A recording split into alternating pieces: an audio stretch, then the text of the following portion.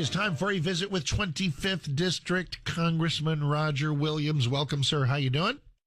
I'm good, Mark. How are you? Absolutely wonderful. And listen, every chat with you is timely. We can talk about stuff in the news, but there are a couple of things as we assemble a list of people who decided after a business career. I mean, Brandon Gill is so young, but there you had experience in business and some things that dabbled a lot in Texas politics. But as far as being elected to various things, not so much. And you decided to be a member of Congress. Do you think we're in an era where a lot of political experience is lovely, but that just may not be the first thing voters are looking for here in the 2020s?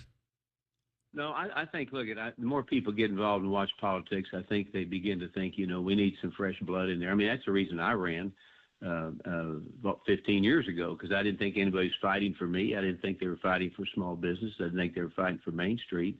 And just because you've been up there a long time could actually be a hindrance in the fact that you lose sight of what's out in the real world and what people are going through. And you mentioned Brandon. He's a good young man. And, he never had had the experience of running before. I never did either. But look, it's good to get new viewpoints. And right now, the way we are in Washington, it's probably better than not to have fresh voices to be heard and younger voices, quite frankly, in many cases. The other thing that I really wanted to talk about with you, and this is just so particularly timely for you to be here with your experience in the automotive industry, I want people to know and appreciate and understand the value of environmental sanity and what a magnificent day it was yesterday when the Trump administration took the greenhouse gas cram down out of the EPA's lexicon and said, look, if you want to have all kinds of restrictive, economy-crushing, choice-robbing things, Congress is going to have to stand up there and actually pass them. We're going to take that stupid stop, start off of cars. We're going to let people buy the cars that they want. This was great, not just for your industry, but for America, for consumer choice. Just a glorious, glorious development. No, it was good. I mean, until Obama, we never forced people to buy certain things. Choice was and competition was always what drove it. But this was the right thing to do yesterday. And, in my industry, it's going to allow now the manufacturer to make what I want to sell, and the buyer's going to be able to buy what they want to buy. And that's important. I mean, Mark, we were heading toward a 65 mile per gallon threshold under Biden. But in aluminum vehicles, they wouldn't pull anything. We would be forced to buy and sell what we didn't want. So it's great. It's great legislation, and we hope too. I mean, the dealers will be standing with the customers now. We're going to look at the manufacturer and say, you don't have to put all this equipment on. Let's see a price decrease. When we take a look at the various things that government does and the various stories that come along, it seems like every few weeks we've had another government shutdown deadline. What's the latest on the current one heading into the weekend, heading into the rest of February? Because we had this settled a couple of weeks ago for just about everything but DHS. So what's hanging under the guillotine right now?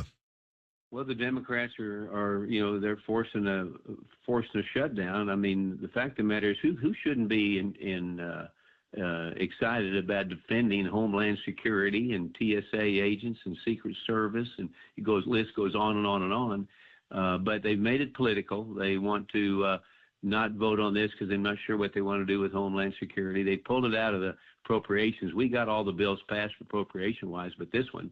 So we're on a shutdown basically due to the fact of them withholding support for this one agency and those that surround it. So it's pure political.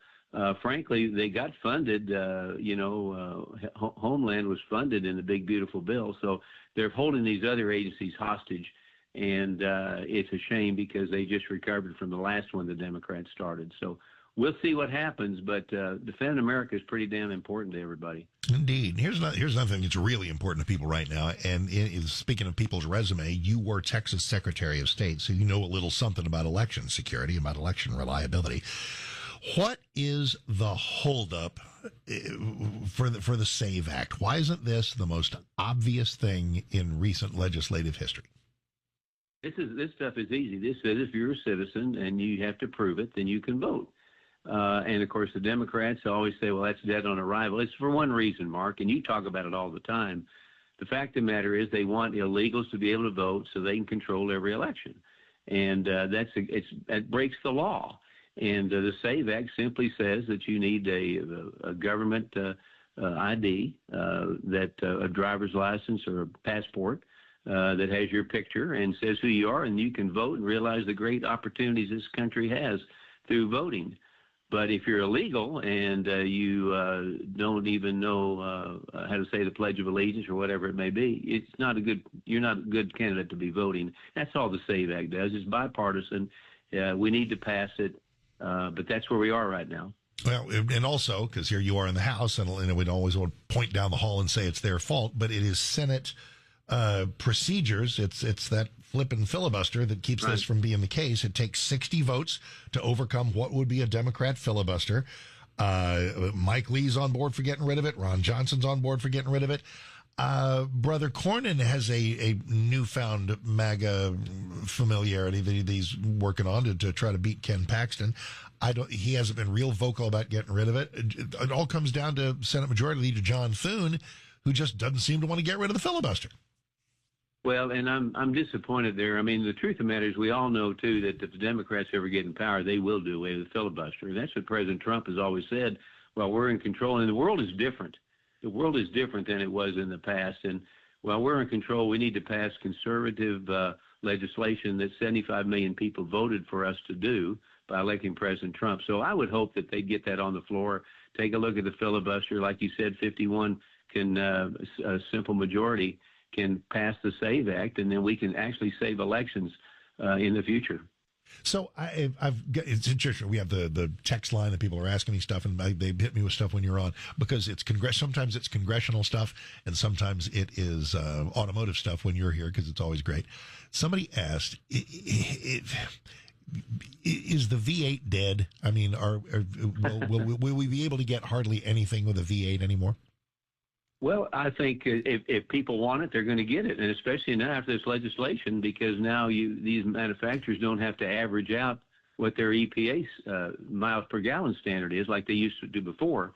They'd make more of something and less of less to get the average, and now they won't have to do that. So if the consumer wants the V8, they're going to get the V8. Well, I hope so, because that's what it ought to be about, is consumer choice at all times.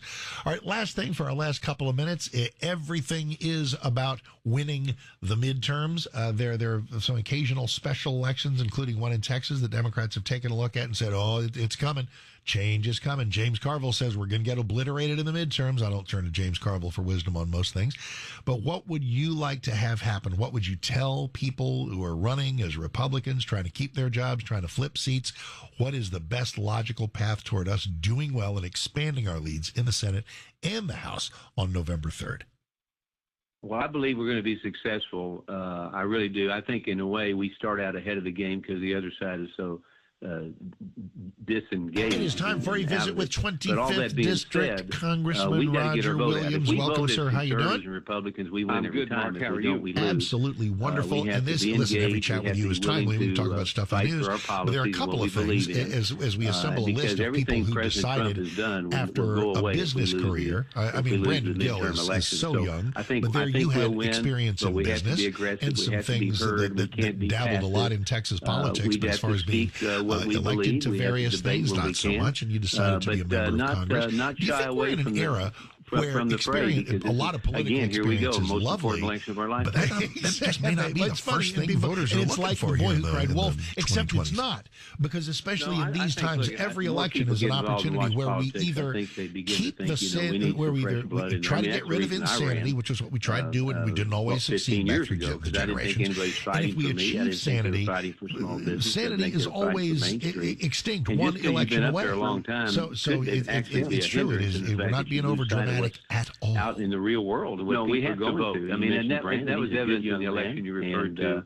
You know, he never had the experience to get out and vote. Don't make a statement. Look, it's good to get new viewpoints. And right now, the way we are in Washington, that's what we need to be doing, and we win. All right, the congressional website is williams.house.gov. The Roger Williams Twitter feed is Rep R. Williams there on the old really want to talk about Williams, Texas 25. Thank you, sir. Always appreciate it. For you to be here with your experience in the automotive industry. Congressman Roger Williams. I want people